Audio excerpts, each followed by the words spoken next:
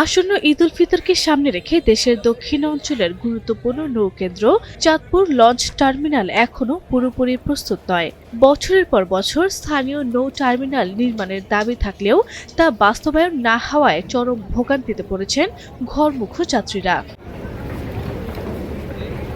ঈদ যাত্রাকে সামনে রেখে তড়িঘড়ি করে কিছুটা সংস্কার কাজ করা হলেও তা মূলত অস্থায়ী ও জোড়াতালি নির্ভর, ফলে যাত্রী সেবায় দৃশ্যমান কোনো পরিবর্তন আসেনি।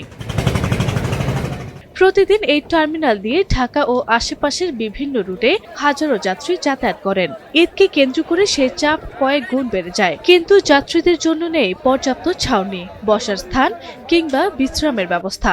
ফলে রোদ বৃষ্টি উপেক্ষা করে খোলা আকাশের নিচেই অপেক্ষা করতে হচ্ছে যাত্রীদের।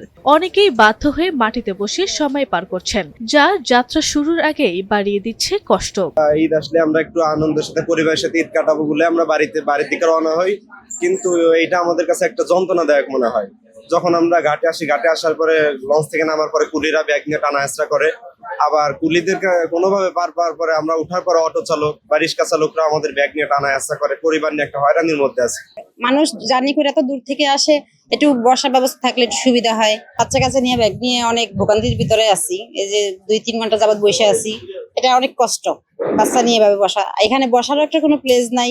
একটা বাচ্চা যে শিশুর একটা বেস্ট ফিডিং দিব ওই ব্যবস্থা নাই, ওয়াশরুম নাই, ফ্রেশ হবো যে কোনো ব্যবস্থা। যারা দূর দূরান্তে চলাফেরা করি, এই যাত্রা আমাদের কর্তৃপক্ষের কাছে দাবি আমাদের যানমালের নিরাপত্তা, আর বিশেষ করে অটো রিক্সা চালক যারা আছে তারা সময়ের ব্যবধানে যাতে আমাদেরকে হয়রানি না করে, এটা কর্তৃপক্ষের কাছে দাবি। এদিকে টার্মিনাল এলাকায় কুলি ও সিএনজি অটোরিকশা চালকদের দৌরাত্ম্য বাড়ছে। অতিরিক্ত ভাড়া আদায়, বিশৃঙ্খল পরিবেশ এবং অসৌজন্যমূলক আচরণের অভিযোগও রয়েছে। এতে করে যাত্রীদের দুর্ভোগ আরও বেড়েছে। তবে কর্তৃপক্ষ বলছে, ঈদের যাত্রীদের নির্বিঘ্ন যাতায়াত নিশ্চিত করতে কিছু ব্যবস্থা নেওয়া হয়েছে। নিরাপত্তা জোরদার করতে সার্বক্ষণিক একজন নির্বাহী ম্যাজিস্ট্রেট দায়িত্ব পালন করবেন এবং প্রতিদিন মনিটরিং এর মাধ্যমে নৌ চলাচল এবং যাত্রী সেবা তদারকি করা হবে।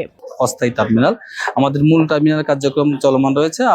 হয়তো অতি দ্রুত টার্মিনাল কার্যক্রম শেষ হওয়ার পরে আমরা যাত্রী ছাউনি বা আদর্শ ফ্যাসিলিটিস একই ছাতা নিচে আনতে পারবো। যাত্রীদের সেবার জন্য জেলা প্রশাসনের একজন নির্বাহী ম্যাজিস্ট্রেটের নেতৃত্বে সার্বক্ষণিক এখানে মনিটরিং থাকবে। আমি বিশ্বাস করি যে এই মনিটরিংটা যাত্রীদের চলাচল এবং জাহাজ ব্যবস্থাপনা এবং যাত্রীদের সেবামূলক যে এরিয়াটা আছে, অটো ব্যবস্থাপনা, অটোতে উঠা নামা, এসব ক্ষেত্রে এই মনিটরিং টিম নির্বাহী ম্যাজিস্ট্রেটের নেতৃত্বে তাদের সেবাটা সুন্দর করে নিশ্চিত করবে। সংশ্লিষ্ট কর্মকর্তারা আশ্বাস দিলেও বাস্তব চিত্র একেবারেই ভিন্ন।